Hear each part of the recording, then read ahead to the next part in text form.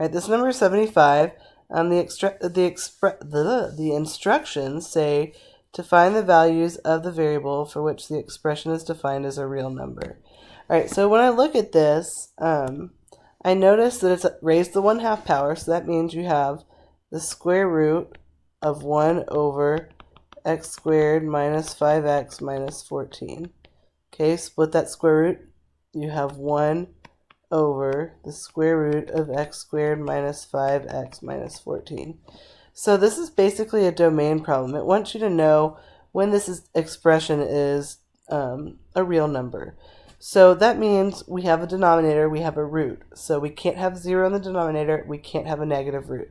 So basically you're just going to say x squared minus 5x minus 14 is greater than 0. It can't be equal to 0 because that would put a 0 on the bottom. And it can't be negative because that would put a negative under the square root. So we're just trying to find what values are going to make this expression real. Okay, we're not worried about solving it. We don't have an equal sign. We don't want to square both sides. We just want to find the domain of this. All right, so we have a quadratic inequality, which means we have to do sign analysis. So find your key points, factor it.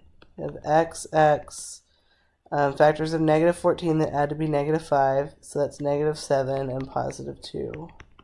Set equal to 0, so x equals 7 or negative 2. Those are my key points. And put them on a number line. Negative 2, 7. They can't be equal because this is an inequality without an equal sign. It's just a greater than 0. So open circle. And then I'll plug in numbers. So first I want to plug in something less than negative 2. Let's say negative 10. Plug in a negative 10. This one is negative. This one is negative. So this whole thing is positive. Okay, plug in something in between negative 2 and 7. So 0. That one stays negative. This one becomes positive. So that gives you negative. And then plug in positive 10. That becomes positive. The other one stays positive. All right, so we're looking for our positive answers. So this interval is positive and this interval is positive. So your answers are from negative infinity